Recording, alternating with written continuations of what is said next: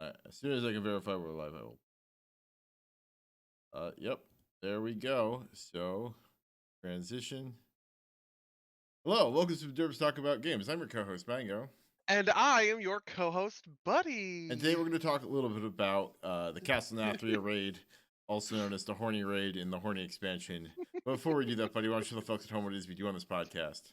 Well, on this podcast, we talk about games, and we keep promising that we're going to do Outriders, but last week we downed Denathrius on heroic to get ahead of the curve, and so we were like, okay, well now we have to do the Castle Nathria podcast. So here we are, it's the Yeah. Castle Nathria Also, podcast. importantly, I have not played Outriders in several weeks, so I did finally get to endgame, and I want to say I beat Outriders, but I did okay. get to endgame, so Yeah, I'll you know. play when we were supposed to, do Thursday raids since that's not happening anymore. That's Oh it. yeah, that's actually not a bad idea. Maybe Yeah, we can get like you and me and Phelan yeah, or yeah, yeah. something to play Yeah. But anyway, Castle Nathria. Castle I Nathria. envisioned we're just gonna kind of go through this boss by boss and talk about how we thought about.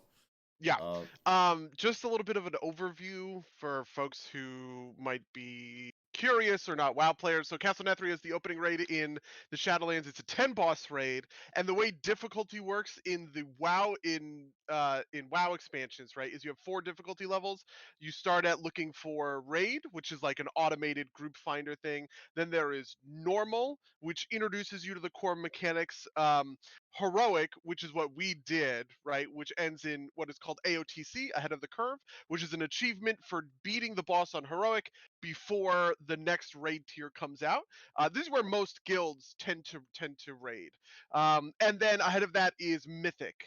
Mythic is very precisely tuned and very difficult versions of each of the raid encounters that are built for specifically 20 people. You can have a wide variety of people. You can have a small raid or a big raid in normal and heroic, but in mythic you have to have 20 people on the dot, basically.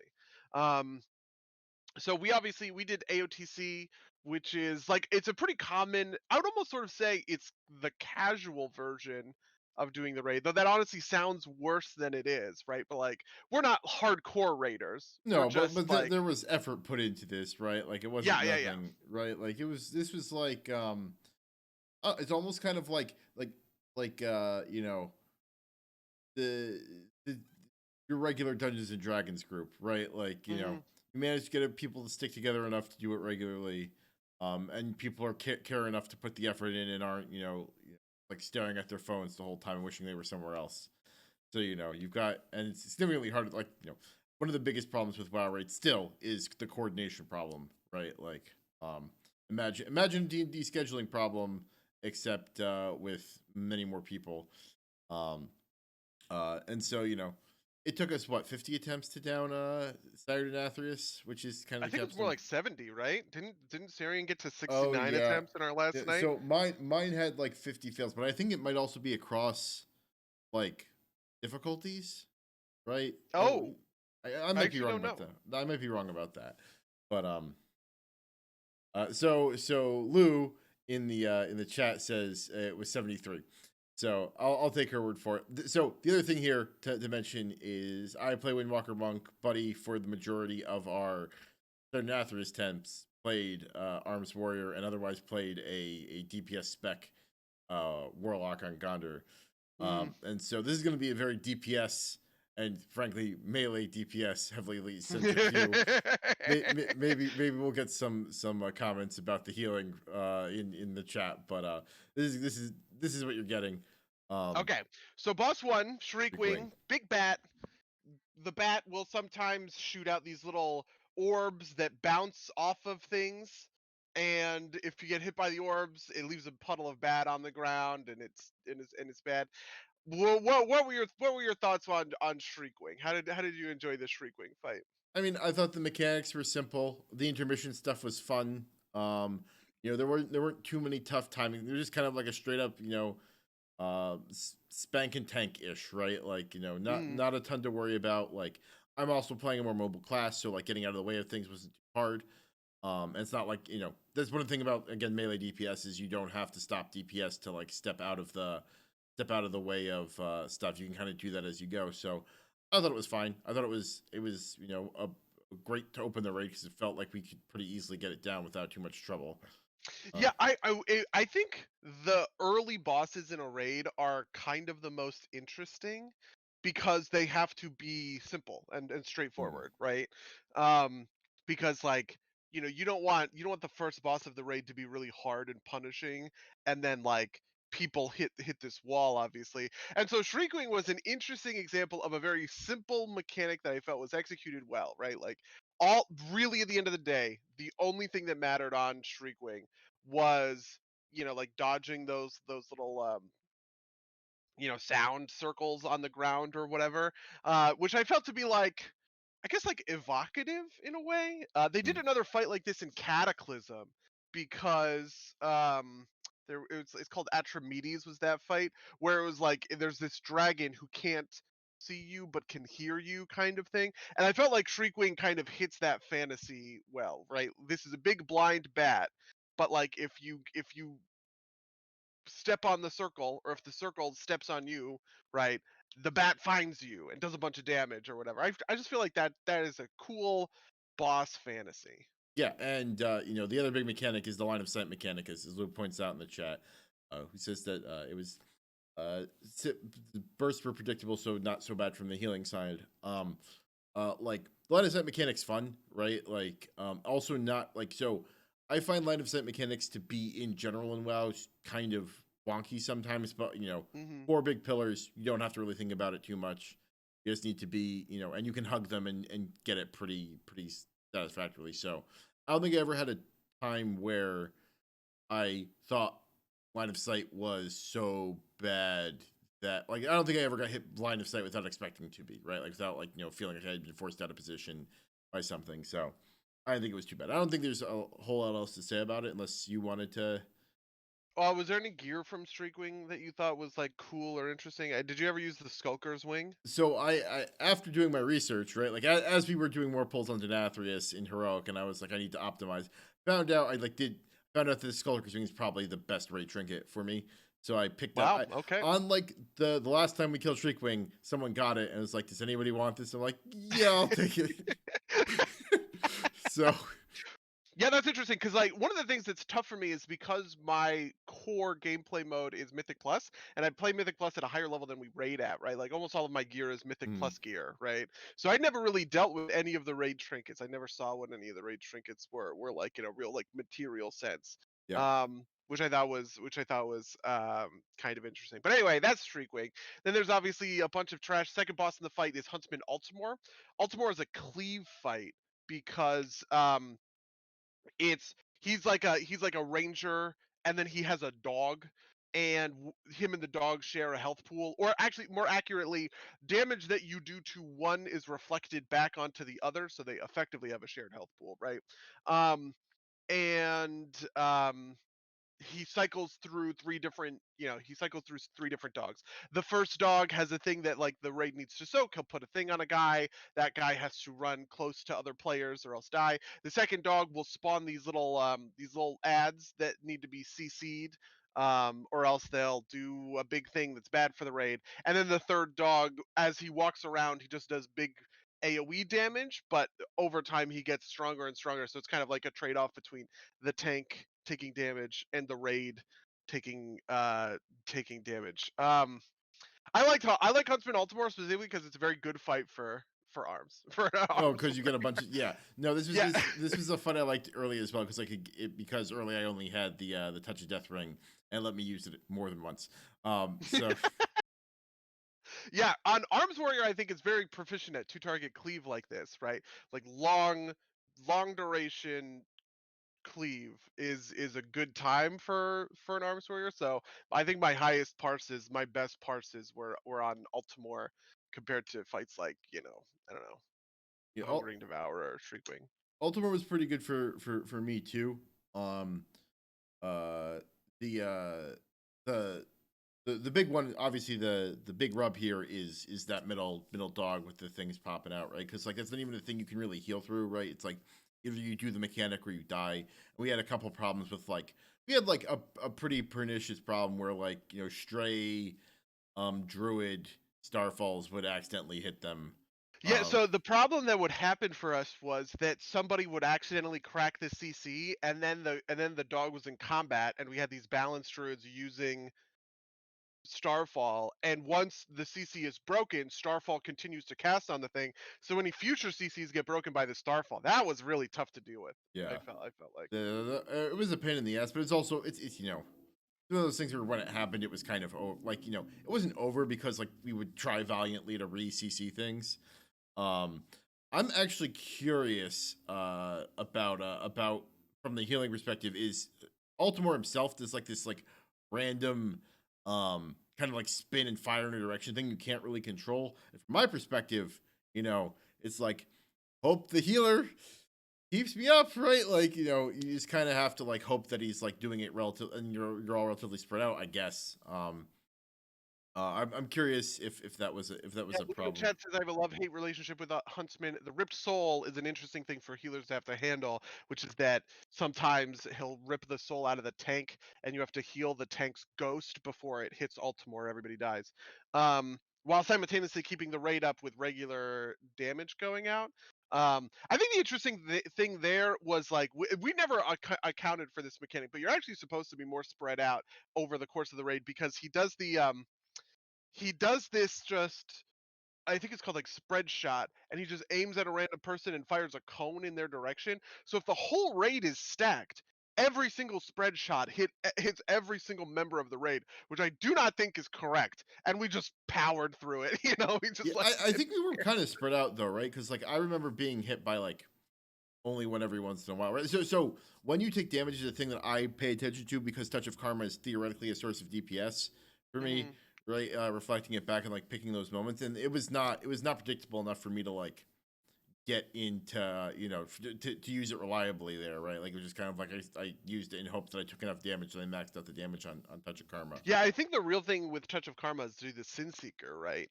Like I felt like Sin Seeker, which is a mechanic where he targets a specific player and is like, you are gonna get shot, and everybody else has to get out because everyone in the line will get hit by this piercing arrow or whatever.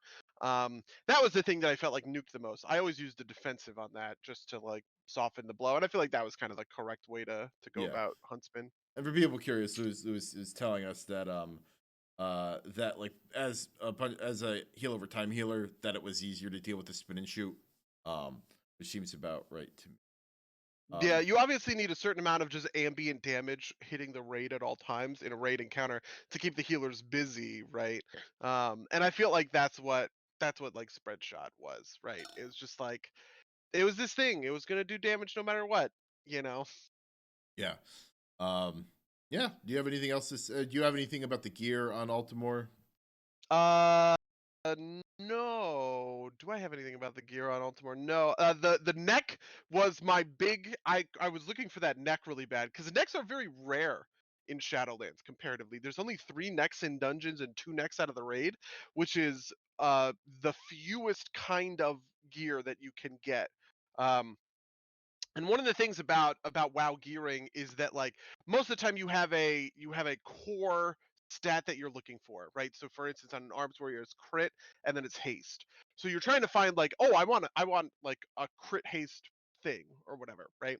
On regular pieces of gear, that's not a huge deal because everything has strength on it, and strength is the most powerful stat by far, Right, right? right. So even if something has like incorrect stats, it's like versatility mastery, it's fine. I just want the strength, so I'm just gonna equip it, right? The interesting thing about necks though, and all jewelry by the way, this also applies to rings, is that they don't have any strength on them. They are only secondary stats, and they are huge chunks of secondary stats at that. So getting your secondary stats right in a necklace is pretty big. And because there are only 5 necks in the game outside of PvP, whatever the necks look like in PvP, um, getting the neck was actually kind of a big deal for my characters. Even though it was pretty bad for me because it's heavy mastery, but it's like a mastery over haste. That's not terrible. It's not the worst thing in the world. So Yeah. No, I don't have any particular memories of needing anything from Huntsman. Um, so gear wise in general, the only thing I thought about were trinkets because they're so variable, and and head, which was only on Denathrius for me. So, obviously a thing I was not working super well with. Yeah. Actually, that's part of. So I remade my Invoker's Delight as a head, so I could replace that piece of gear because I still have Interesting. my non my non that piece of gear is still a 197 campaign head. It's upgraded to max. So Wow. Yeah. yeah, yeah, Honestly, fair enough. I get yeah, that yeah. for sure.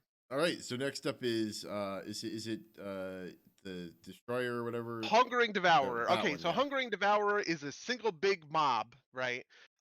He has a couple different mechanics. One that is a healer mechanic that I really never quite understood. He puts a ring on players, right? Those players can't be healed, and the players will suck health from everyone inside of the ring. And it will deal damage to the main player who is inside of the ring.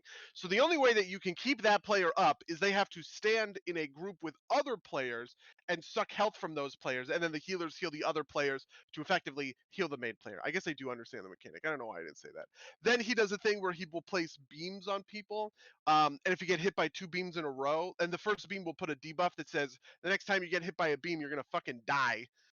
So you don't want to get hit by 2 beams. And then he does a thing called expunge, where he puts a ring on everybody in the raid and just a big burst of damage, and at the end of that he'll spawn these little balls, and the balls take up space, they'll knock you back, and they'll do a bunch of damage, so you don't want to hit the balls. And then the final mechanic is consume, right, where he just does a lot of damage to the raid, and you just got to run as far as you possibly can because the damage falls off over Distance. distance. I felt like Hungry Devourer was the easiest fight in the raid, from like a technical perspective.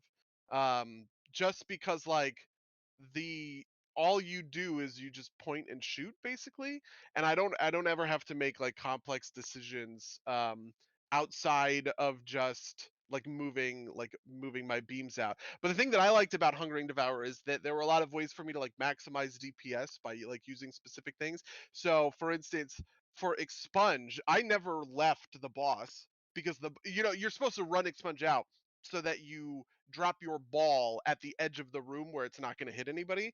But I would just stick in melee, and because I can spell reflect the balls, I would spawn my ball right on top of Hungering Devourer, put up spell reflect, and then walk into the ball to immediately clear it and take no damage, which I thought was sweet. It was that what so the rogues were bitching about shadow stepping into balls. Yeah, and I am right about this. I am right about this, and the rogues are incorrect. Here's what happens. Here's what happens, right? Rogues, when they use Shadow Step, they spawn in a certain space on the boss, right? They can't control that. They use Shadow Step, they're on that space, right? When I was sitting on the boss doing this thing with the balls, they would Shadow Step into the boss and immediately eat the ball, which obviously did a bunch of damage. Now, it was brought up to me. We'll go to the drama. It was brought up to me that really you're supposed to run the balls out, buddy. You're supposed to take those balls, take them to the edge of the room, because like that's the way the mechanic is supposed to be done. And I said, you know what?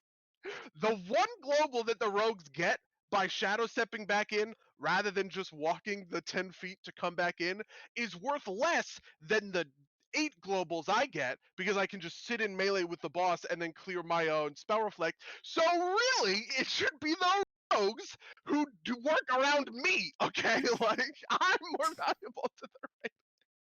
I hope Marek is watching. No, so that was like the drama behind the ball. But the real answer was actually the hitbox of Hungry Devourer is very large, and so I can just sit on kind of his way out on his back foot, and I can still DPS him just fine and clear my ball, and it won't hit the like. So that is the true answer. That's the win-win So answer. so But so I was right about the shadow step thing. so this is a secret that I only figured out um like as it happened. But so one of the small optimizations that I do as a monk is I hit expel harm as we're pulling, which is a local AoE, heals me, does like some very minor amount of damage, but it generates a chi, Mhm. right? And it's cheap. So like the optimization there is you have all your full energy back, and you have a chi going into the fight, whatever. The Hungering Devour hitbox is insanely large. Because there was at least once, I think twice, where I hit Expel Harm and I pulled the boss early. I only figured it out because he like walked up to me and like slapped me in the face. I remember those nights where the boss was pulled, and we were like, "Who the fuck pulled?" That's actually kind of funny. Yeah. So that I when I figured that out, I was much better about standing for the back because I don't I can serpent kick in and not have to deal with the distance. They're just like, oh, I'll just Sure. but yeah, no, that hitbox is much larger than I expected it to. But yeah, that That's funny. that and beams, because like there's three beams and you need to not line up, but it's not like a thing that you can do super well, like you can plan for super well ahead of time. So like Mm. I died to beat like, and I'm a monk. For whatever reason, it always seemed that whenever I got hit with a beam, I just like was out of mobility. So like I'd like go to roll and like there wouldn't be a roll charge there, and then I end up lining up with somebody and kill us both, and I feel very bad about it.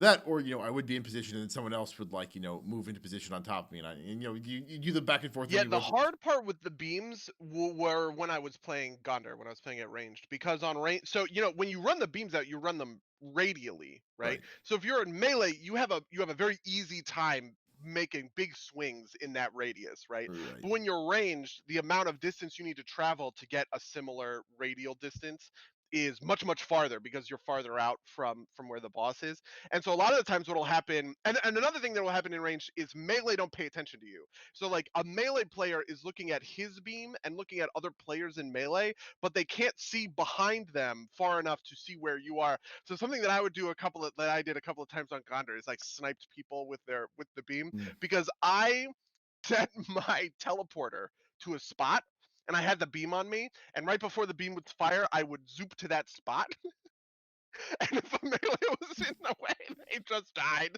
Like, so, that was probably incorrect. Yeah, I think Hungering Devourer might be, on the low end of like average or good.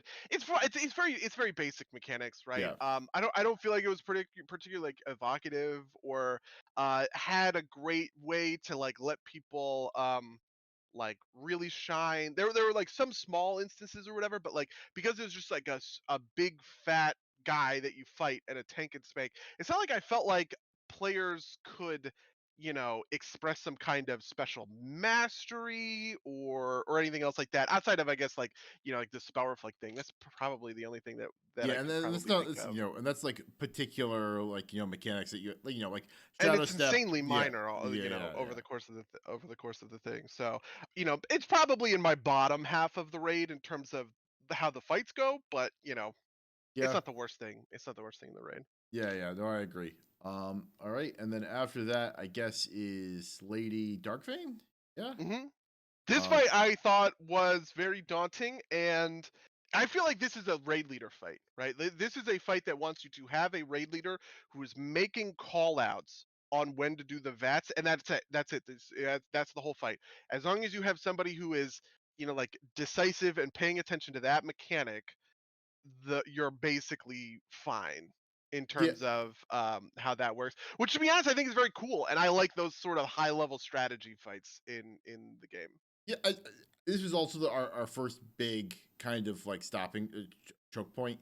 Yep. When we were doing heroic. And not saying that right after you said that. This is not to be like, and our raid lead suck. No, no, that's not it. It's just like there are a lot of like Mickey Mouse things that happen, and they're also very random, right? Oh, by Like, the way, I didn't explain the mechanics. oh yeah, The yeah, mechanics of Dark Vein is there are 4 vats in the thing, and a player can click a valve to turn a vat on or off, right? Lady Dark Vein, at every quarter of her health, right? So 75, 50, 25, will target a vat and lock it. If any of the vats full to top, right, full to 100%, then the raid wipes, you lose.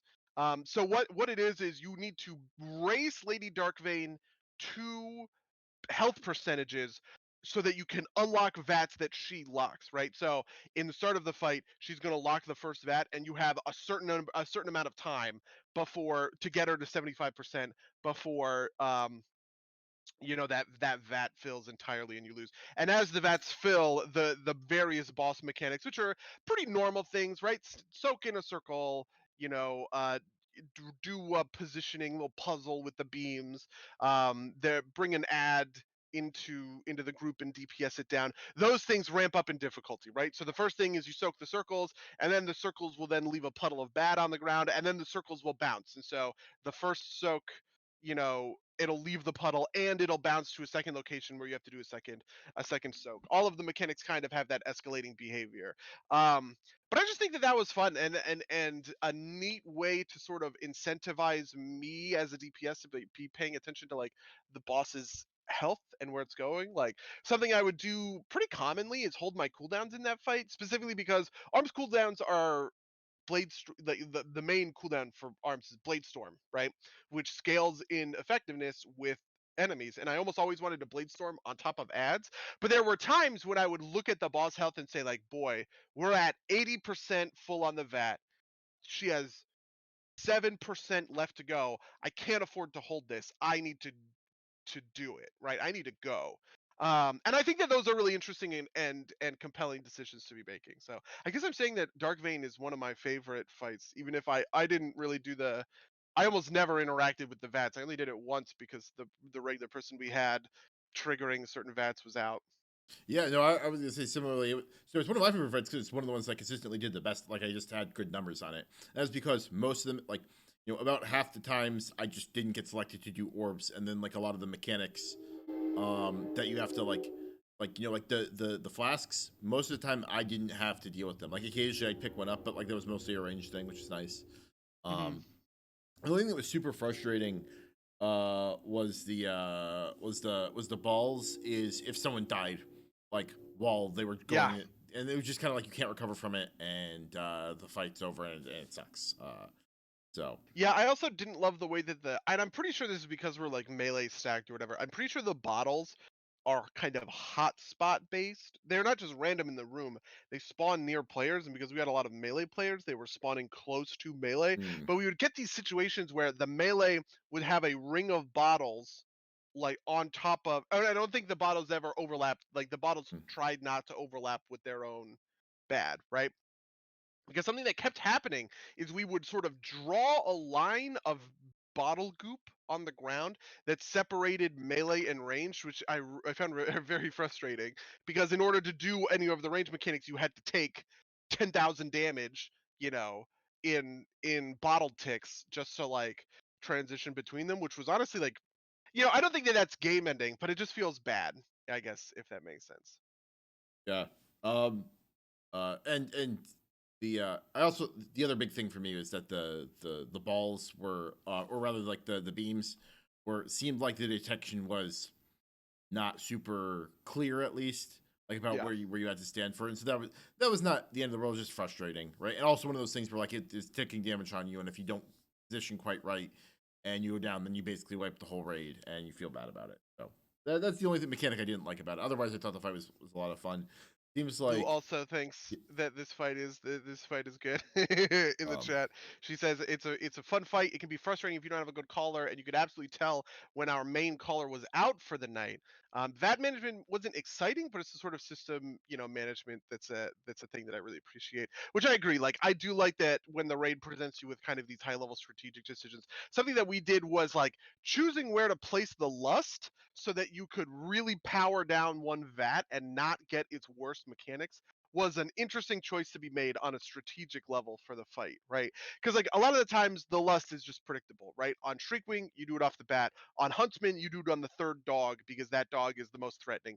On Hungering Devourer, you do it right off the bat, right? On certain fights, you'll do it at the end because you need to get him through, like you want to get him through the execute phase because his mechanics are stacking up over time.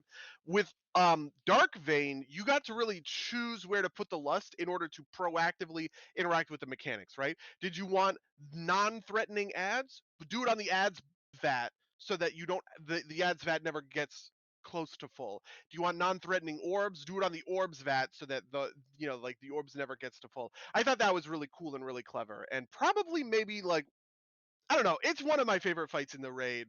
Maybe my number one fight in the raid. yeah, It's a good fight though. yeah, I agree. Um, Up that like I actually really like this middle set of fights because up next will be, or well, do we want to talk like there's the trinket is the only piece of gear Oh that's yeah, just. yeah, yeah. You use this trinket, right? I used this trinket for a little while. It's like heavily coordination, and I never care enough to like figure out if anybody else had the trinket because I didn't even like you had to explain to me on one of these casts that there was like a coordination thing for it. It's also kind of like to me, it's like uninteresting in that like you kind of you hit it and you get a buff, right? Like, um, at least like Skulker's Wing and the Dancers, which are other trinkets I have used, right? Like you hit it and then like something you do something, right? Like Skulker's Wing's a little dangerous. I killed myself at least once with it, but the Dancers are kind of like you have to run around and get stuff and it's fun. It's it's fine. It's just kind of like wasn't particularly interesting to me, especially since there was a strong coordination component that I never bothered to engage with, just because Yeah, sure. it didn't seem worth the effort, frankly. I swapped it Um, out. Yeah, for okay, so the next fight. What do you want to do next? Artificer, I think. Okay, yeah, Artificer. Artificer Zymaz, yeah. Depending where you put the accent. Okay, yeah. So Artificer Zymox has kind of three unique phases. The first, but it all comes down to this portal mechanic, right? He will place two portals on two different players in the fight, typically one melee and one ranged, right? And it will link the two locations. So if you walk through one, you will blink to the other, and if you walk through the other, you'll blink to the one, right? Kind of like you would expect a portal to be. The three phases, the first one spawns these ghosts, where if the ghosts hit you, they mind control you, and the raid has to DPS you down. The second one is the boss will spawn these seeds, and the seeds have this huge, gigantic AoE, and so you need people to take the seeds, all tuck them away in a corner, and then quickly get back to the raid before the seeds blow up, and they would theoretically die. And then the third one is he summons like a big axe in the middle of the room, like there's a big blade, and then he will suck you into it. If you are in this growing AOE when the thing finally fires, right? You just instantly die, basically. There's a couple of other minor mechanics. Every once in a while, he will drop a little trap on the ground, and the traps will stun you and do a bunch of damage if you walk over them, right? So like, you obviously had to avoid the traps. There's a couple of healer things, right? Like he'll do a thing that bounces through the entirety of the raid. He'll put a big dot on people. But I felt like this fight in general was kind of the opposite, right? Like if if Dark Vein is a raid lead fight, that it's testing your ability to kind of coordinate on a high end raid lead level. Artificer was a fight that wanted you to select kind of high mechanics. They wanted to select for raw, high level mechanics play across your like players, Entire right? raid, yeah, I think I'd agree with Yeah, that. because Yeah, like besides that, he's just a tank spec. You just sit on the boss and you DPS him, right? But you need everyone in the raid to understand where the portals are going. You need them to understand where the spirits are. You need them to understand how to get out of like the growing ring from annihilation, which I think is a pretty interesting kind of like a pretty interesting challenge, I guess. I was a seed runner. You were also a seed runner. Until I asked somebody, I had very good parses. I had epic and legendary parses throughout the entirety of Castle Nathria, except for Artificer Zymox, because I would pull off the boss for 20 seconds to go, heroic leap, run a seed, zop through the portal, and come back, which obviously tanks your, which obviously takes your parse a bunch. I don't know. What did you think? Give me your thoughts. yeah. No, I thought it was I thought it was a fun fight. Like you said, it's a lot of like individual mechanics, which gives you the opportunity to feel like you're doing it right, right. Like the beams he puts on the ground, I think was good practice for Massacre from Denathrius. Um, uh, and you also, it's one of those things. It's a great fight for feeling like a hero. There were a couple times early on where I would like just take a seed and just like run it and be like, "Look, I'm dying for this, but the raid isn't going down," and I feel like a big man. Honestly, I think that's really cool. Yeah. Like, so I feel that for sure. Um. Also, the last mechanic I could effectively ignore. Like you can serpent kick out of the thing and out of the pull, and you're fine. So that was a nice thing, and a nice bonus for me is like not having to engage particularly with that mechanic. But like again, in those kind of like you know individual hero moments, somebody gets themselves stunned, you have or like possessed, you have to punch them out of it, right? And so it's like okay, I'll pull off the person to do this, and you feel like you're doing your job and you're helping, right? So I think it's good for that. But Yeah, Otherwise, I definitely agree. I just think this is a fun, solid fight. I was always happy to do the Artificer fight. yeah, I Like, agree. it never dragged on me. And I also want to say that I do think it was just sort of like in a fantasy way fun, right? Like the idea that you are fighting this, the backstory here is that Artificer Zymox is trying to sell this deadly maw artifact to Denathrius. Denathrius, right? And so and you just kind of like feel that, right? Where he's like he has these special things, the seeds of extinction, this Maldraxxus crystal with the mind control spirits or whatever, and like he's using these different sort of like weapons against you. They're just like, and that's purely just like an aesthetics thing, but I think it works very well, and I was super down for it. Yeah, and you don't kill him, which means he'll be back probably. And you don't kill him. I was hoping he's not actually back in Tazavesh, which is the Broker City mega dungeon that's coming out in 9.1, which I was a little surprised by because it seemed like the perfect sort of setup. But hey, Yeah.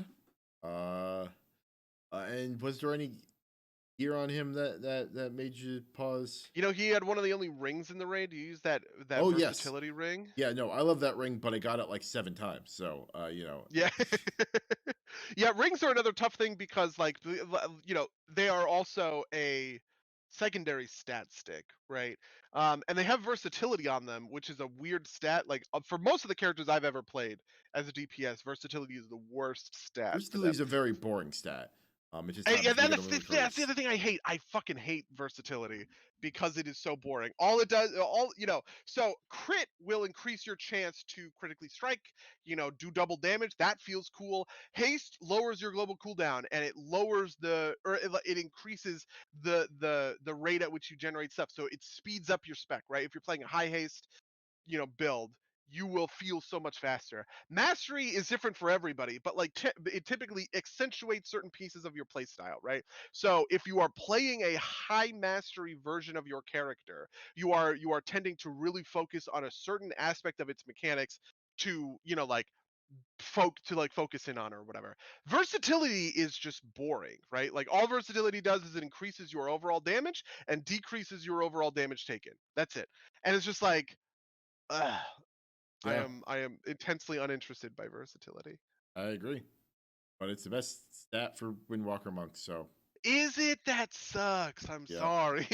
yeah. I mean, so the thing, mastery is not super fun for me either because it's increases the damage on combo strikes, which is just like don't repeat your moves. But like it's harder to feel that in between. But I don't know. I like haste now, mostly because of Invoker's Delight, right? Like I hit a button, I go real fast for a while. It also combos well with the troll racial, but Yeah, I now have enough gear at different, like at the same level for Baron that I can run a crit version of Baron and I can run a haste version of Baron, and they do feel pretty different because it's about 10% either way, right? Like I can focus in on, I can get essentially 30% crit, or I can get 30% haste, and like 20% of the other stat, or I kind of mix them. Sometimes I'll do 25-25 basically. But I was very surprised, and I really feel the difference about having high of one or the other. And it sort of like makes me, it makes me think about the spec differently, which I like a lot. Versatility will never make me think about my spec differently. I will never play better or I will never change my playstyle on a high level because I have high versatility. yeah, that sounds about right. Anyway, so that's Zymox. After this is Sun King. Sun King is a healer fight. Basically, the room will continually spawn ads while the healers, quote unquote, HPS the boss, right? So, um, Sun King is Prince Kael'thas, and he just has no health at the beginning of the fight, so the healers are constantly dumping health into him.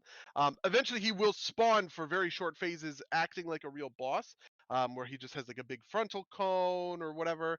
But mostly, this is just like a big AOE bonanza. You get a bunch of AOE guys, and the fight really seems to sort of key into on the healers. What were your thoughts about Sun King? It was one of my favorite fights, just because like I could do a bunch of AOE damage, right? Like I could use my my ring again because it's a great ring fight because there's a bunch, it's every minute I'm just like murdering something, right? Great for getting those assassins down when they're returning to stone.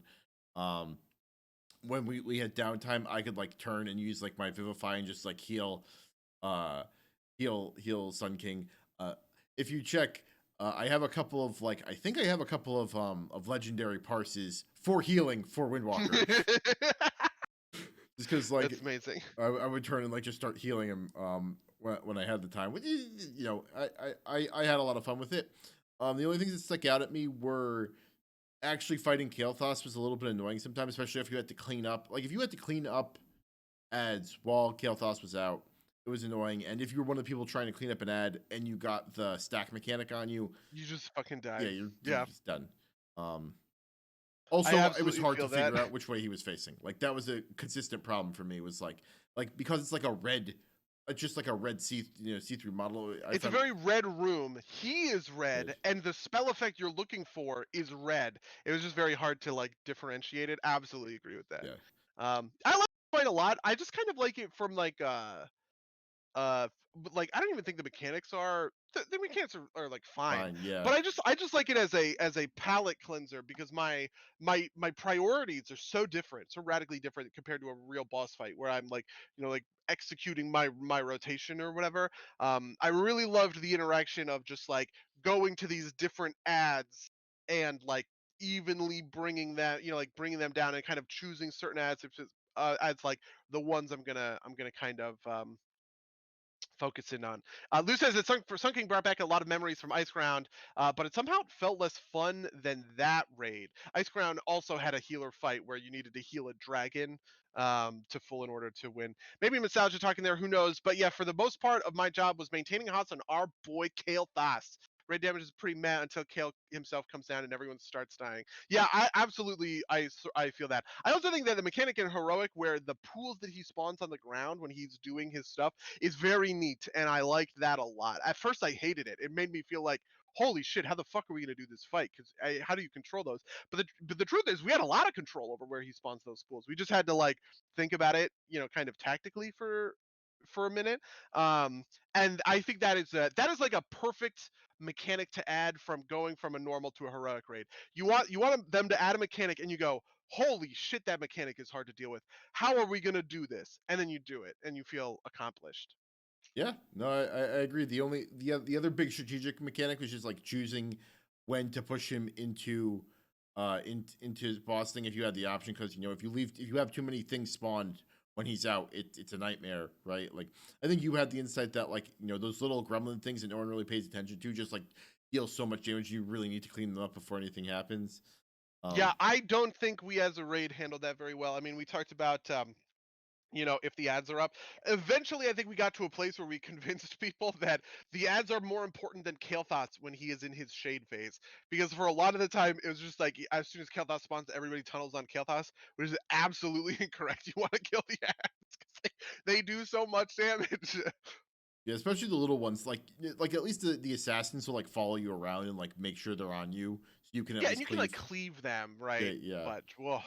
Yeah, the little imps that just like gem you from like across the angry, See, angry. I always love. Lou says in the chat, I hate the healer buffs dropped by the damn ad we always killed at the back of the room. See, those ads are the most dangerous ads, and I loved killing them so quickly because that's a part where the DPS feels great, right? The soul infusers spawn; they're the most dangerous thing. You absolutely cannot let them get to the thingy, the little whatever thing in the front of the room, right? And so if you kill it in the back of the room, it feels good because like the priority thing, you killed it at the appropriate, you killed it before it ever was a threat or whatever. Like I agree or I understand that killing it all the way in the back of the room, then it leaves a little healer orb. It sucks for the healers, but as a DPS, that was always my goal to kill that shit as quickly as fucking possible. Also, she Um, says we felt like we never handled the Phoenixes correctly. I think I'd agree with that. I think we just kind of like let the Phoenix go and hope that hope we could deal with it. Like like maybe you'd step out a little bit, but like the way we were pulling them, it's like it was also hard to get out. Like if you were in the middle of fighting Kael'thas, it was hard to get out behind where we were coming from because we like totally covered it in fire. So Yeah, I started killing the phoenixes. That was the insight that I had, is the phoenixes just don't have that much health, so I would just kill it. Yeah, and they don't come Like, up. They didn't come back fast enough for it to be yeah, a. they like come back after 10 or 15 seconds, but that countdown phase does not last very long. It only lasts like 30 seconds or so. So it just felt like the simple thing for me to do is, I see the phoenix getting close, I storm bolted, I charge in, and I just kick the shit out of it for 10 seconds, and then it's dead for 10 seconds, and then it pops back up for 10 seconds, and then Kael'thas is dead. You know what I mean? So I don't Yeah, know. that makes sense. And Lou says, we basically wrote off anybody who got talking about the Phoenix. If they got meteored, they were just fucked. Yeah, I mean, like I said, that's also what happened if you were clearing ads while Kael'thas was up. So Yeah. The next fight in the raid is the Council of Blood, which is the last fight in like the bottom 7.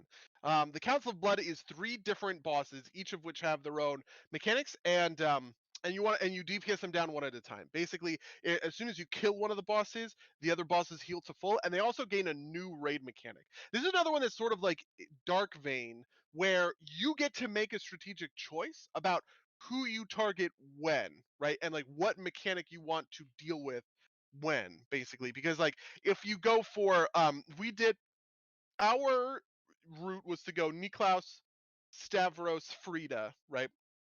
Which, to be fair, was very anti-meta at the time. When we started progressing on Council Blood, nobody did this. But I have since come to learn that our route is the very meta route of Niklaus, Stavros, Frida. Um, I think this actually makes sense if you think about it, just because Stavros and Niklaus both have mechanics that are like, if you deal with them appropriately, they are not threatening. Whereas Frida just puts out raw damage, right? Soul Spikes just does a bunch of damage. Prideful Eruption just does a bunch of damage to the whole raid. So the idea is that you do Frida first, so that you get rid of that guaranteed damage, and then instead you dodge the dancers, you do your recital correctly, yada yada yada. But the truth is that those mechanics are hard and people don't do them correctly and they die a lot. So instead we did the opposite thing. And where we made the choice where, you know what? Predictable heavy damage is something we can deal with. People fucking up these dumb mechanics and getting stunned and dying is not something we can deal with. So we're gonna do Niklas what Stavros Frida. what are even Niklaus's bonus things? Because I don't even know. Ads. He spawns the The ad that Raiders. shields the guy. The second version of Niklas spawns more ads that just show up and start hurting you. And the final version of Niklas spawns all of those ads and another big ad that hurts, that powers up all of the other ads, right? Which is just a huge pain. I think for us this was also correct because we're so melee heavy. The ads were really hard to deal with, and the first couple of times we were progressing on this boss, it was really hard to deal with because the ads spawn at range. And so if you're range DPS, all you got to do is tab target, right? But if you're melee, you have to run out and fight them, and that sucks and it's hard. Which don't love that, but it is what it is. Yeah, this was one of my favorite. This is my favorite just because it was fun. Like I thought that the Yeah. mechanic, like the dancing mechanics, were fun. It felt very thematic. Very much kind of like like when you had partners and you had to run like the damage out. Like that felt like almost like dancing. It was hard and we fucked it up a lot, but it was fun. Um, Yeah. uh, I was very good at recitals. I don't think I ever died to a recital every uh, time I had a dance partner. I need to pop out real quick, vamp about the count while I'm Okay, I will vamp. So Lou says in the chat, this fight felt like a fun take on pretty classic mechanics. For example, the Dance Macabre is just the easy version of the safety dance, which is a reference to a uh, a mechanic that was in Naxxramas, where you needed to move across different places on the floor, or else acid would kill you. And my life got a lot easier when I decided to stop trying to dodge dance couples each time they moved, and instead just run to an area nowhere near where they show up and stay there. Um, I think that's very fair. My thing with the waltz that was net, like when the dancing couples showed up, is the dancing couples only moved in like lateral directions. They did not move along diagonals. So they would. So I mean, you could see on the floor, which was like a chessboard, they would move two squares, laterally in any direction, but they would never move diagonally in any direction. So my thing with the dance guys was I would always just sit on the corners so that the dances would not would never hit me.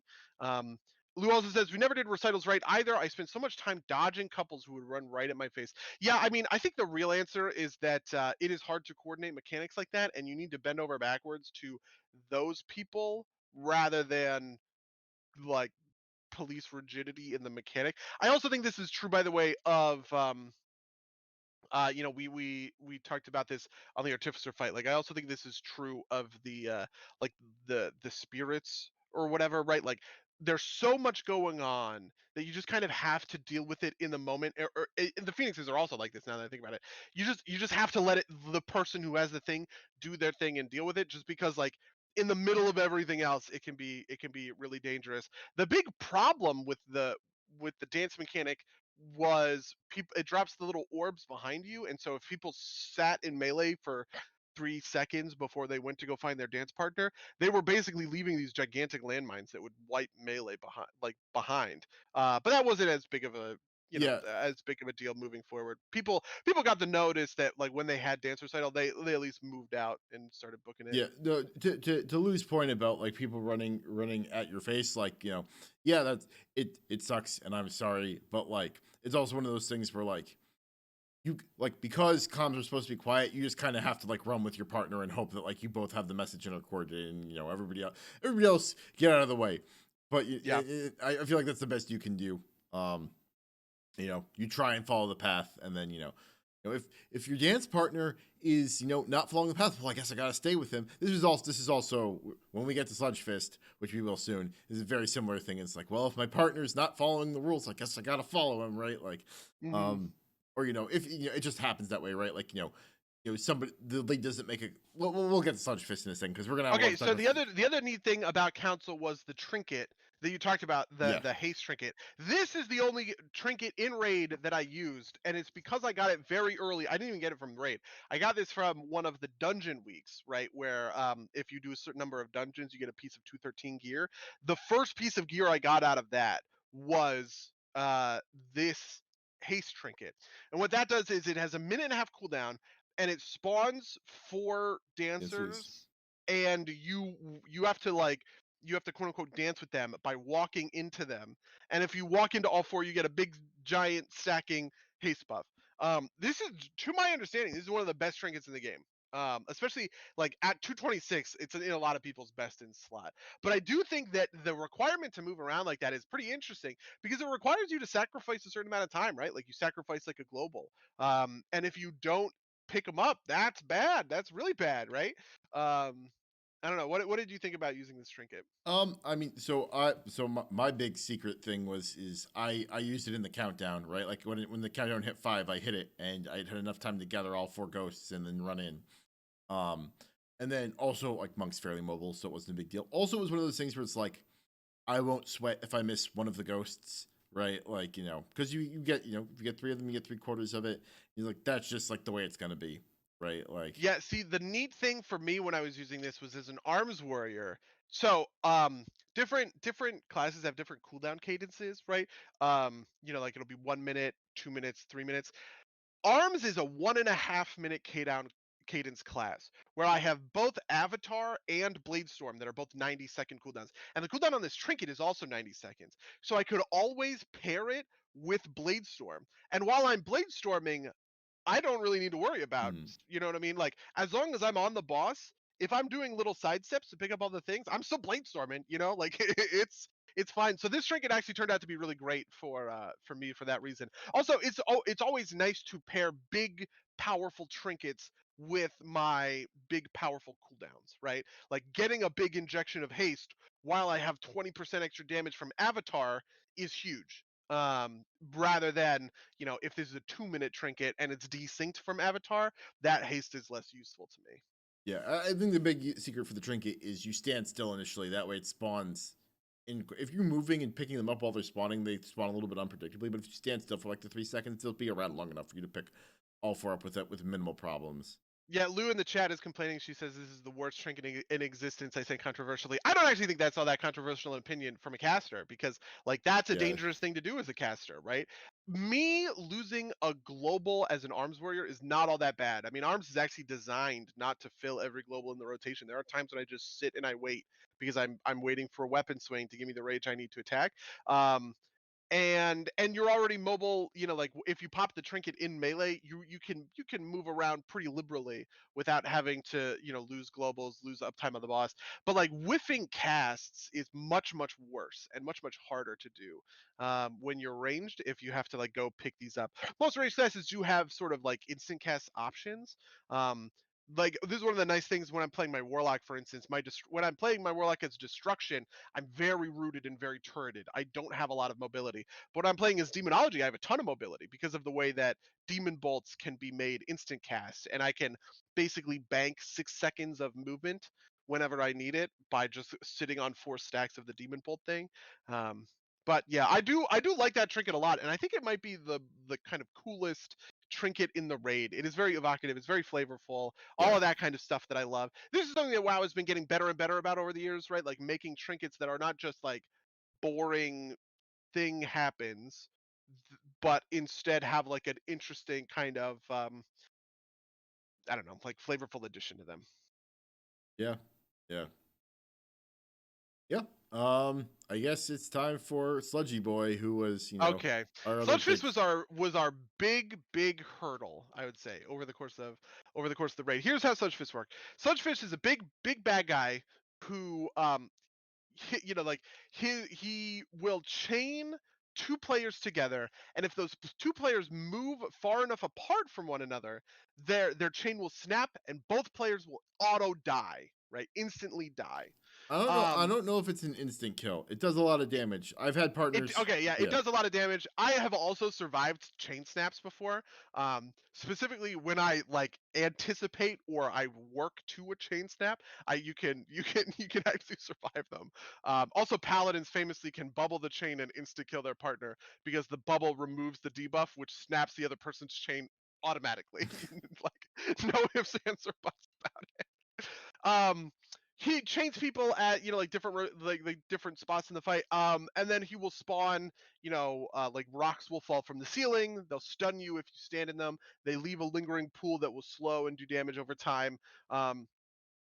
And he will sometimes stomp the ground, so you have to like run out from the boss. He'll sometimes yell, which pushes everybody out, but it pushes everybody out radially. So if you are on the same kind of like radial axis um as your partner, you guys will both be pushed in the same direction, you're fine. But even if you're like next to one another, if he does the push, he'll push you like this, and you can snap chains that way. That happens at range a lot too, because obviously he pushes you back a certain distance. In melee, that's not super dangerous, but in range, if he pushes two players who are 5 degrees off from one another, both back 6 yards, that chain is going to snap. Um, and he's a DPS race is the other thing, where you only have you run him into these pillars, and it's about once a minute, and it puts a big damage amp on him, where you get 10 seconds to just like really go hard on and like DPSing the boss. You only get 4 of those pillars though. If he makes it to a fifth pillar, you run him into the wall and he soft enrages and wipes the raid basically. We got very okay at doing Sludge Fist, but we were constantly running into issues with DPS, not being high enough, and running into like Pillar 5. Like our first couple Sludge Fist kills, I would say, were very dirty kills, Yeah. where it was like a couple paladins who had saved their bubble for the end of the raid were trying their damnedest to kill Sludge Fist before the dot killed them. Yeah. No, I definitely feel that. It felt like it was particularly punishing the melee, which was what we are mostly are, because there's so much shit on the ground, right? Like, and you have to maneuver around so much, especially Yep. with the stomp, right? Like, um, it's not a an easy fight for melee. Otherwise, Yeah, it we go on. we eventually solved this fight by nominating sort of a melee group lead and a ranged group lead. who would sort of dictate. You put a marker on them, and they would just communicate their movement. And rather than trying to coordinate with your individual chain partner, you were just trying to stick on your marker, which seemed to solve the issue. Though I was a particularly not good ranged caller because I Yeah, talked too much, and that was bad. yeah. Lou points out that they nerfed the chain distance, which I think was super important, right? Like nerfing the chain distance means that if you and your partner split on like a rocks fall, and like you didn't stray too far from it, then you could still survive it, right? Like Yeah. so. Um, Yeah, the rocks I eventually just started ignoring, to be honest with you. Where like if we had to move through the rocks, we moved through the rocks. Like yeah, it did damage, that sucks.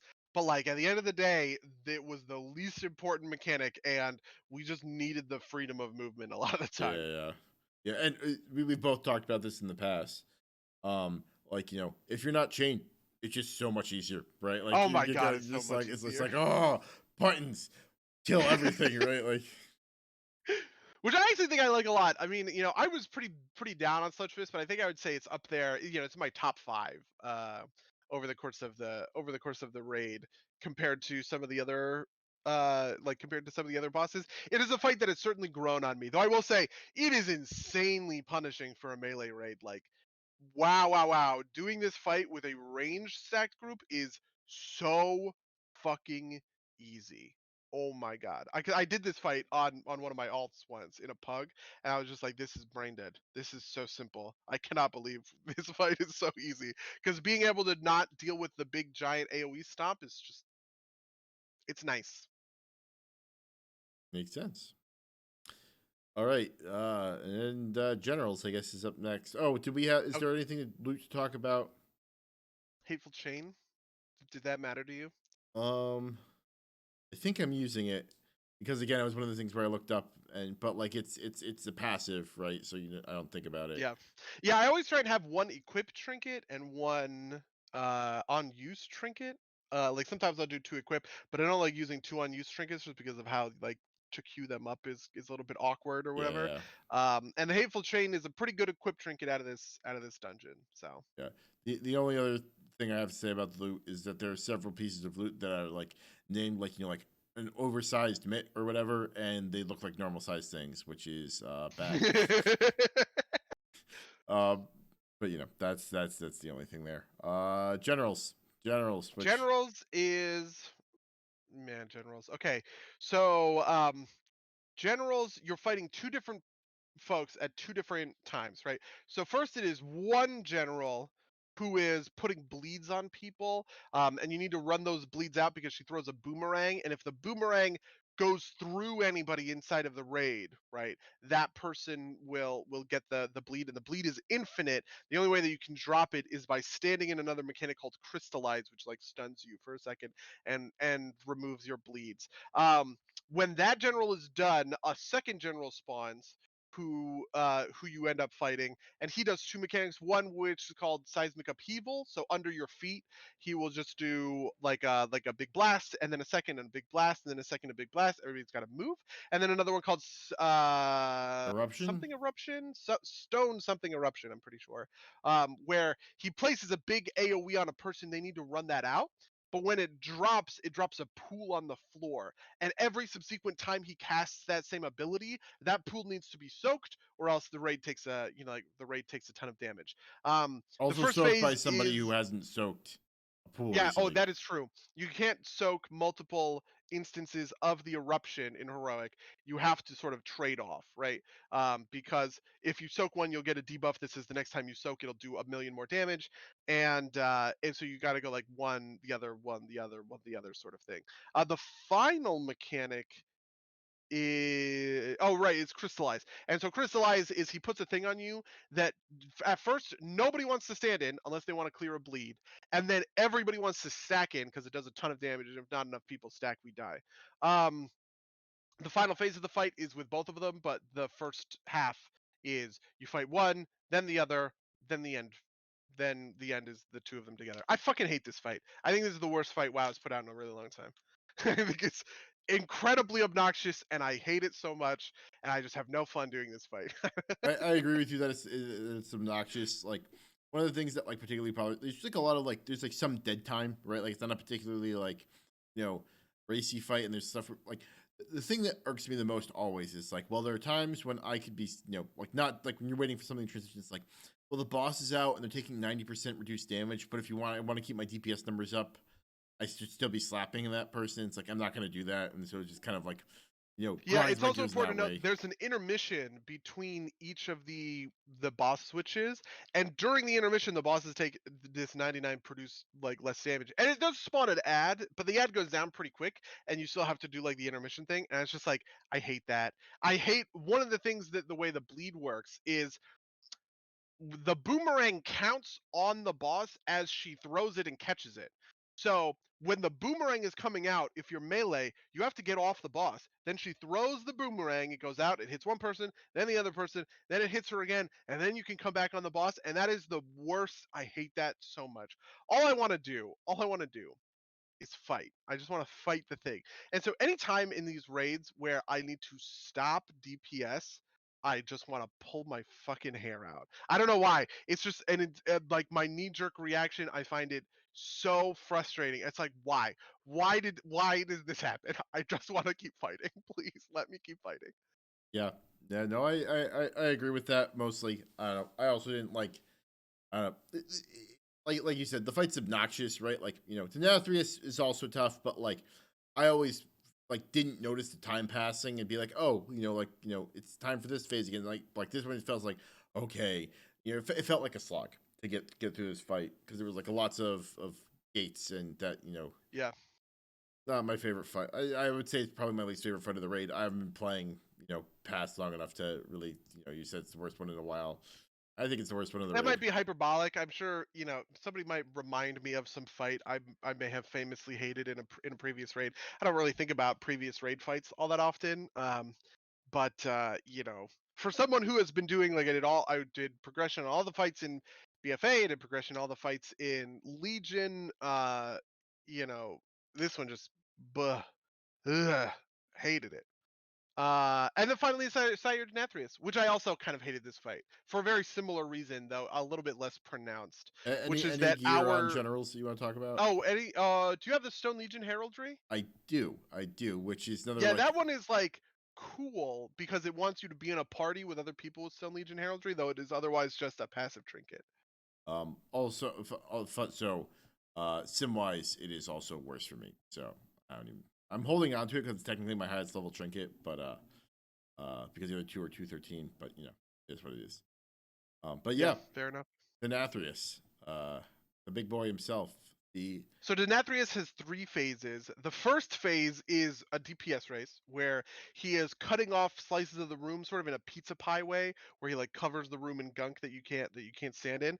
And the core mechanic is you need to take a certain amount of damage from his ability, Cleansing Pain, to remove stacks of a debuff that you have, such that when you push him to 70%, you can like do sort of a sprint to the middle because the you will have reduced movement speed for each stack of the debuff that you have, right? So if you're at 2 stacks, you can make that sprint just fine. If you have three stacks, you can technically make it, but it's close. If you have 4 stacks, there is no way in hell you're making it to the end before he kills you. Without Um, assistance.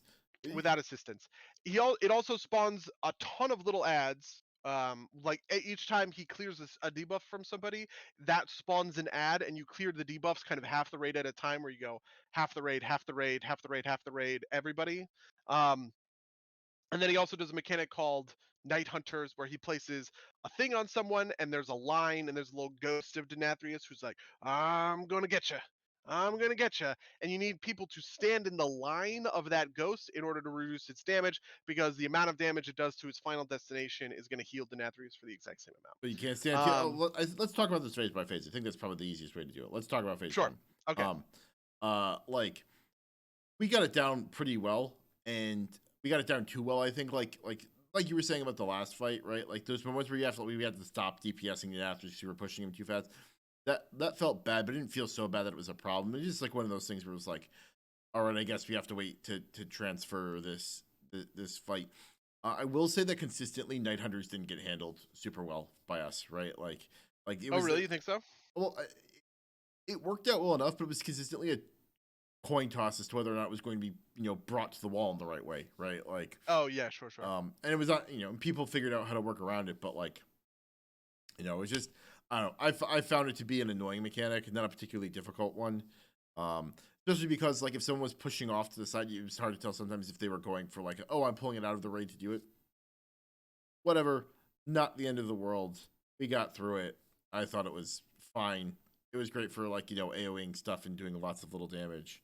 I do have to say I like that there's a DPS phase, or sorry, to be clear, like a DPS check at the top of the raid. This is an uncommon mechanic, and it's a neat one. It's one that I think is pretty sweet. I'd be happier if it Where was truly a GPS check where you could just like go hog wild. The fact that you have to moderate at some point, make sure you get enough of the things off was annoying, and that might have been like our particular strategizing, but yeah, just don't. I absolutely agree with you. I want to go hog wild every single time. And like we had to pull off DPS a bunch of times in the Denathrius fight, and it's fucking frustrating. I hate that feeling. It's the same thing of generals, though generals is worse about it because you do it for all the intermission phases, and you do it every time she casts the fucking wicked blade or whatever, which just feels punishing. It just feels like when you are being punished for being too good, right? Which sucks. And it's also weird because the other versions of,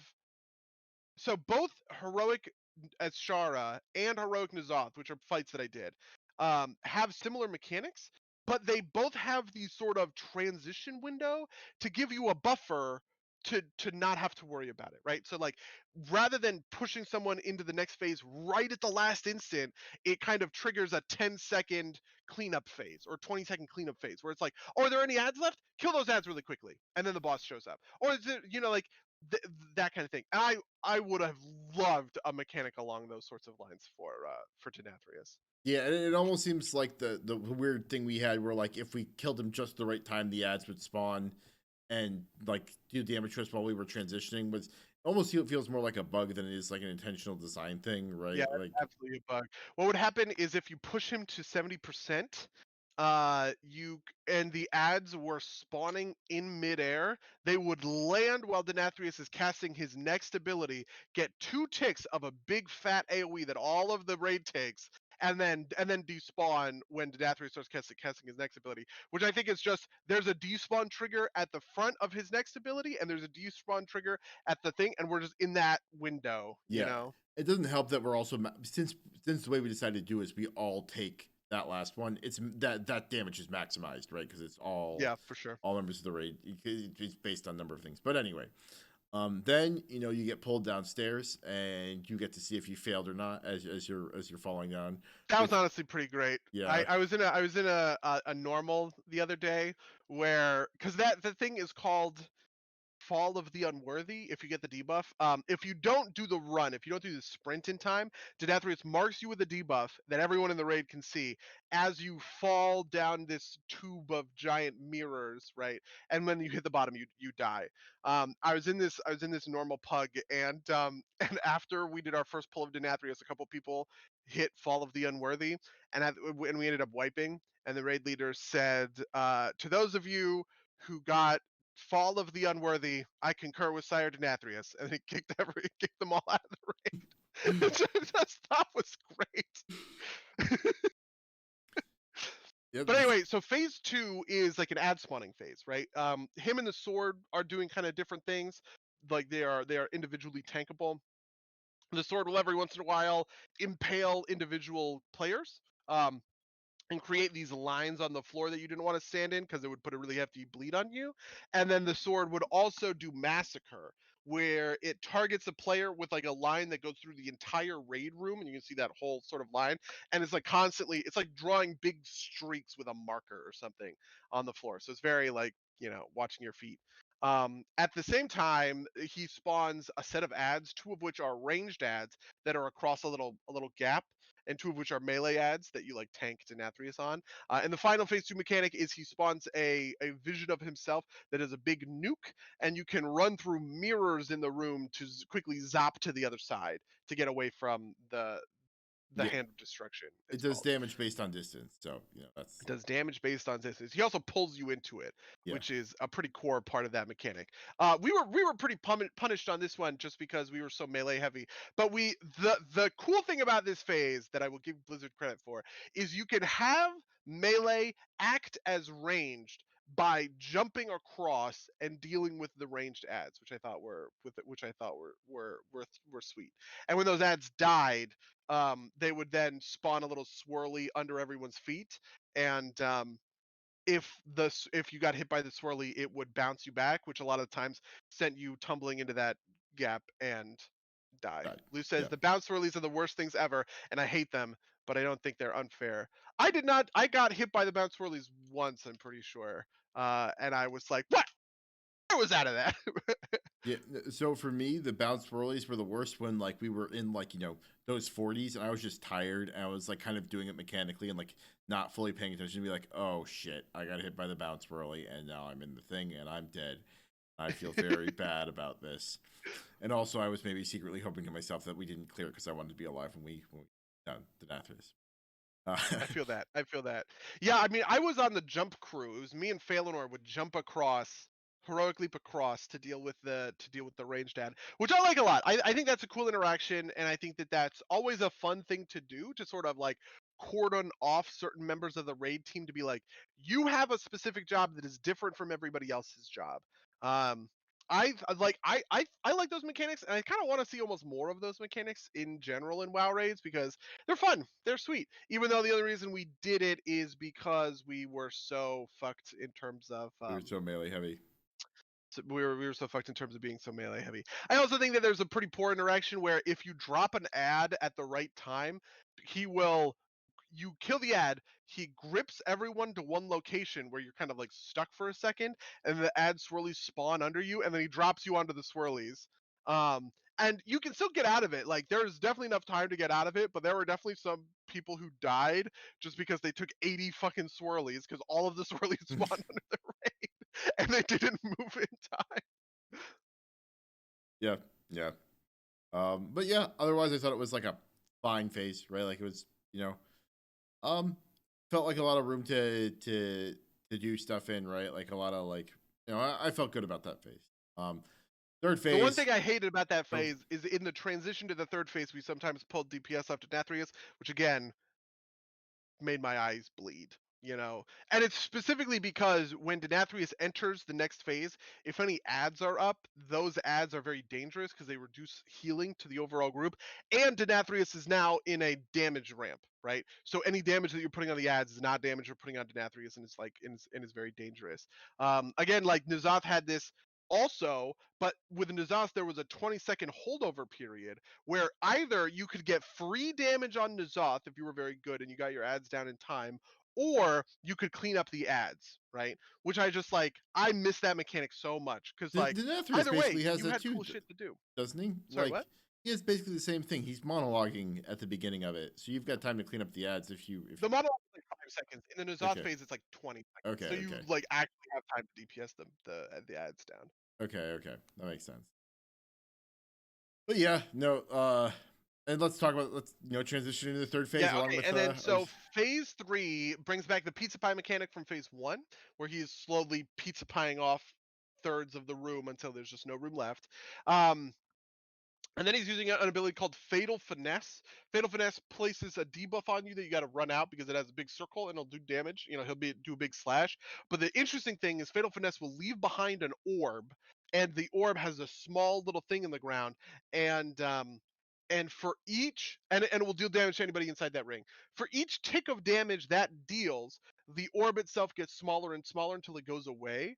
And if the orb doesn't go away, it will burst out and deal damage to everybody. For like the amount that was unsoaked. We famously fucked this mechanic up because we didn't understand the way it works. We thought we had to sit in the orb before it exploded, which is a mechanic from Azshara, she had orbs that worked that way, and we all just kind of assumed for a couple of pulls until we realized that no, you actually have to just sit in the orb. It goes tick tick tick tick tick tick tick, and then you do it to the other two orbs. I actually like this phase quite a lot. I think it is plenty of fun, and there's a neat interaction between the kind of high adrenaline race of what is happening and the like the mechanics at play. It's also neat because the orbs are always timed. Like that phase is when you can just get down to a timer, right? Like there's nothing that keys onto his health. He's just going to do this, then that, then this, then that, then this, that. You know what I mean? And I like getting in those kinds of like rhythms when it comes to bosses. Yeah, so this is probably my least favorite phase. Just because like I'm always like, I'm always a mechanics first type of guy, right? Like, I don't even think of going back to the boss until all the orbs were down, and my DPS plummeted because I was just like I was always on orbs. Like I felt like I Yeah. never had a chance to get back to the boss, even as a fairly mobile class. Um, and I don't know, Yeah, I maybe later learned that Sarian, our raid leader, had specifically set up a funnel group who did not soak orbs. They just sat on the boss and they did hard DPS, which I remember quite a lot from. I remember Uldir, we had this. We had a funnel team that was just people who stacked on one guy and fought him until he died or whatever. But yeah, for sure. Lou says in the chat, finding a moment to stop to cast a heal is rough. Certainly, I get that. There's a lot of movement in that fight because he's bouncing you around. He's sucking you in with hand of destruction. He's pushing you out with shattering pain. You obviously have to be dodging the orbs and moving into the little tiny orbs. That is a fight that is brutally punishing when it comes to getting a second to get a cast off. no. It was definitely very satisfying when we got it done. I just felt very sad that I had dropped to like 3K DPS by that point. 'Cause I have to agree, it was satisfying to get it down. And it was also interesting, I guess I would say, to get it down because we got it down on literally our last pull of the night, right? Our final pull, we went into bonus we're pulls. over Yeah. raid time, right? And we just kind of like went all the way. And by that point, I was actually really tired. I was exhausted, and I was really checked out of the raid at that moment. And we got to this point where Denathrius was at 10% HP, and I was like, oh shit, we're going, we're getting it done, you guys. So Yeah, no, it's kind of similarly, like maybe like a half hour before that, I like died 3 times in a row. I'm like, oh, I'm not paying enough attention. I kind of like got myself into like the mindfulness zone. I'm like, I'm gonna pay attention and make sure we get this fucking done. And then, like half hour later, we did it, and I felt very good, even though, like I said, my DPS sucked. so what is your overall experience with Castle Nathria? How does it pair to other raid experiences that you've had? I don't know if I've had a ton. Like I raided with you guys at the beginning of BFA, right? When we got down Oh dear, yeah. when we got down, what was the Gahoon, the no, big worm. no, the satyr. Oh, that's Xavius. I'm Yeah, sorry, that's Xavius. Legion. Oh, was Not it BFA. Legion? Yeah, you're right. I didn't do BFA then. I'm bad at these. The last one I did fully was Legion, like as current content. And I don't even think I did AOT. I think I had dropped by the time you guys were doing heroic. And before that, I had done like Zul'Gurub and classic. And that was it. Otherwise I was just doing stuff on kind of like as like previous content. So, definitely a lot of fun. Definitely it felt like a reason to keep coming back. Interesting to me that I stayed on for as long as I did because usually, like I said, I've fallen off by this point. Yeah, usually you fall off before this point for Yeah. sure. Um, Are you like done with the raid? Are you gonna keep showing up to raids, or I'll are you probably just keep gonna be showing out up. till 9.1? I'll probably keep showing up to raid since it's once a week, right? Like there's Yeah. um, like if it was twice, like I'd stop showing up to for Thursdays probably if everybody else was.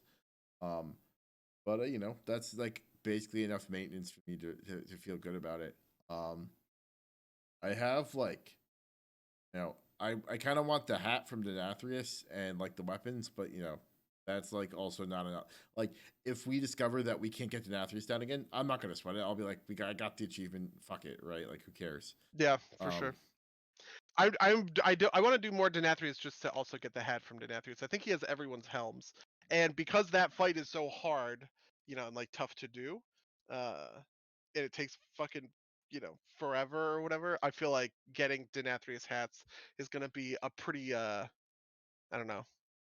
He also drops a ring. He drops a very haste heavy ring that I think is good for a lot of people, and he also drops a trinket that I think is good. Do you know his trinket? The it like does a blast of fire damage or something. Okay. Oh, I might have heard it. Like, it might be one that I saw on like the chart and be like, this is the best trinket. I'm like, where does that come from? I don't recognize this. So, Yeah. uh, yeah, no, I mean, I'm down. Like I said, I'll keep coming back for this fight. Um, yeah. I also, so maybe transitioning into our week since we've got like 5 minutes left. Sure. Like similarly, I have hit the point where I've like upgraded all of my. Actually, this last week I upgraded all my base, so like I'm finally spending anima on like fun stuff. You know, Yeah, like so mounts and shit. yeah, I yeah, am in the same space, and it is cool. yeah. No, I agree. You know, it's 35,000 for the weapon sets, which is like a pain in the ass, but like it's enough for me. It's enough to keep me like trickling back in, right? Like, you know, not enough that I'll like play so much that I burn myself out, but enough that's like, okay, this is fun, right? Like I'll keep tending to my guard. That's the other thing is that for Ardenweald, like my mechanic is like every 3 days go click some buttons instead of like having to actually actively do anything. So that's nice and relaxing. Um Yeah, I love those. I really enjoy just doing small, low stress things in WoW, and I don't know. That's fun, and it's something that I cherish. Like I played a lot of WoW this weekend, but I was mostly just doing like dumb bullshit, like World Quest for Anima or whatever, while watching Mindhunter on my other screen, right? Like, Yeah, no, that's like wow. While I podcast is that or listen to a podcast, not while I this podcast is definitely a way to kill time, right? It's just kind of like mhm. I'm gonna uh listen to people talk about the Supreme Court and get some anima. It's great. Um, yeah. Otherwise, for my week, the only big standout thing is I beat Aaliyah, which is a game I had started a couple weeks ago. It is relatively short. Took me probably like let me check. It's probably like less than 6 hours in total.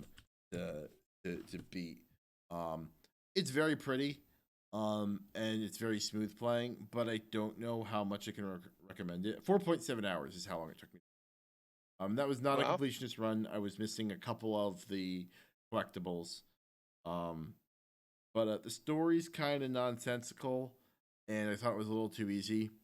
It's neat. I'd pick it up for like less than $10. Like I said, it's very pretty, and very atmospheric. It was good on that front, but yeah, yeah, I feel that. I have done very little.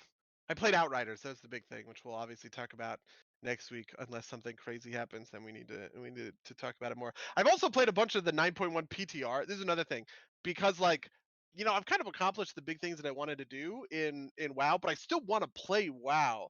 I have been playing the 9.1 PTR as a way to not spoil myself for the story because instead of like Wowhead reading the Wowhead article, it's like, ooh, these are the next quests. I go and I just play those quests on the testing realm, which also gives me the opportunity. I feel like I am a good tester and I should be doing PTR stuff because like obviously I've worked QA in the past. I know I read bug reports for my job all the time. I know how to write a bug report in clear terms so that people can understand exactly the issue that I was facing at the time.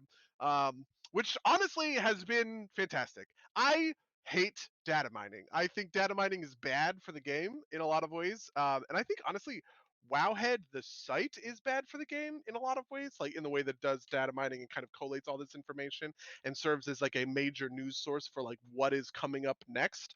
And the more I don't know, like the more I do this stuff, the more I feel like it's just like not the way the game is meant to be played. I was having a conversation with somebody the other day who hasn't played since the end of Legion, and they were talking about how bad the game is, right?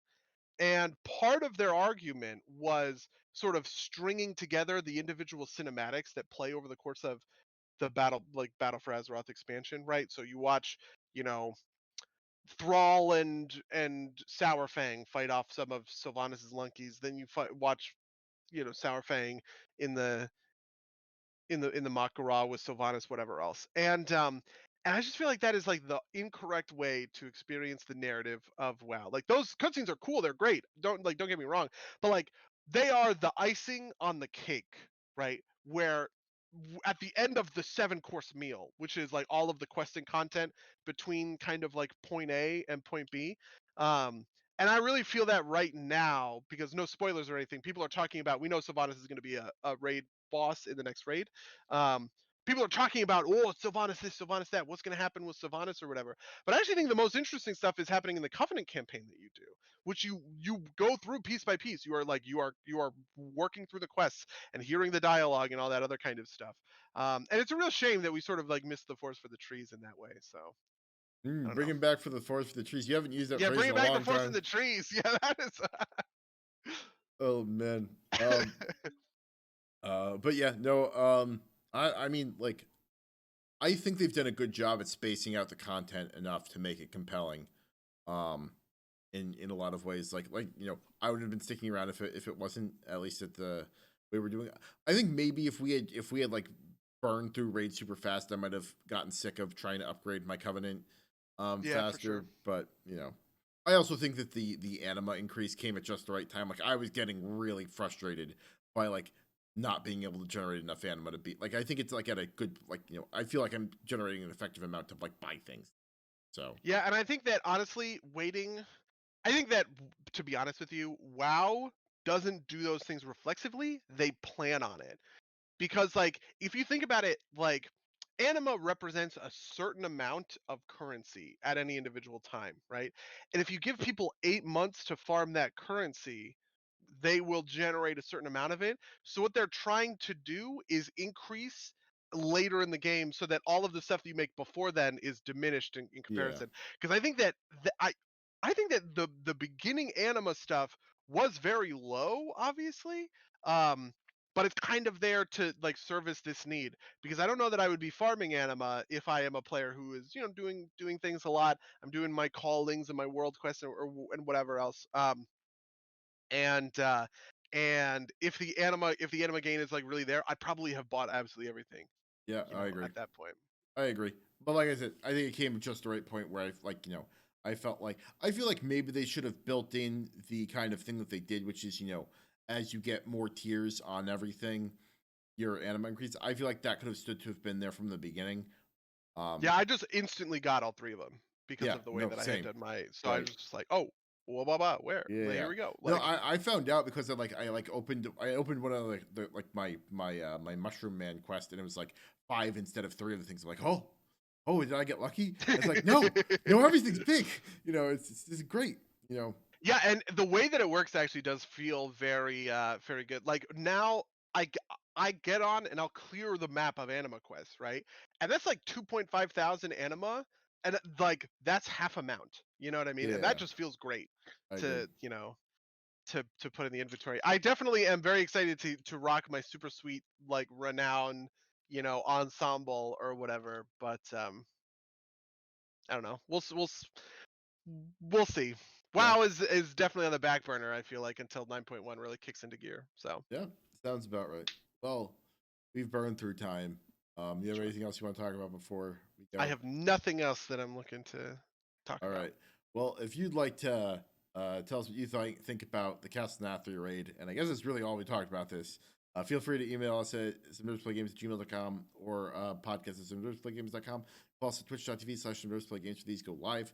Rate review us on podcast places. We've got a Patreon. We've got a YouTube. I'm going to try and start doing it. Like I have for the past few weeks exported to YouTube right before we start doing the next week's one, so I'll try and be better about those, but no promises. Next week we will do Outriders unless I watch all of Mandalorian in a desperate attempt to not talk about Outriders. But I'm gonna try and play some more Outriders this week. That way we can talk Okay. about it. Frankly, just kind of like from as a sneak preview, I don't have a problem in theory with Outriders. I just hate playing it by myself. I just don't think it's a Sure. great solo game. Yeah, Um, let's definitely put some time together to figure yeah, out when we can do it as a group because I did it almost all with Rachel, so haven't done solo Outriders. It's either been Rachel or Phalanor actually. yeah, yeah. So Hey, we've got time now that we're not doing raids on Thursday, so maybe we'll do it then. hell yeah. Yeah, we'll figure it out. Were you channeling fail there? That felt like a very fail hill, yeah. I was not supposed to be a fail hell yeah, but you know what? Imitation is the sincerest form of flattery, I guess. Yeah. All right. Well, do you have anything else you want to promote? One other thing. If anybody wants to come watch Hot Rod this week in the Akapara Games Discord server, Friday at 4 p.m. Pacific, 7 p.m. Eastern, we're gonna be watching the classic Andy Samberg movie Hot Rod from 2007. We might have to It talk about Hot got Rod sometime. I love I Hot was Rod. so excited, to be honest. I put it on the list just as like because we do a poll, right? Like last time it was Kung Fu Panda, Hot Rod, a Goofy movie, and then I asked people what they want to do. I just put a Hot Rod on the list just to like fill a slot, and everybody's like, "Oh fuck yeah, let's like watch Hot Rod." I was like, "Oh yeah, this." I love Hot Rod. It's just like it's my favorite movie. Like it's one of those great movies to like show someone that's not aware of it, right? Because it's just like this is very Absolutely. dumb. This is very very dumb, and it's great. You know, It was panned at the time. Did you know this? It's got like a 40% on Rotten Tomatoes or doesn't something. surprise me. Like it's kind of almost like pre-internet humor, internet humor in a way. I agree with that for sure. Yeah. It's also, I think, pre like 2010s humor, internet humor. Well, we can talk about Hot Rod later. Yeah. So just real quick, have you seen Never Stop Poppin', the like their other one? I thought that film is also good, but yeah, not I as agree. good as Hot Rod. I feel exactly the same way. So for those of you at home, watch Hot Rod with Buddy in the Aquapara Games server. Yeah, I think that's everything. All right, and until next time, dear listeners. Until next time, loyal listeners. Cool beans.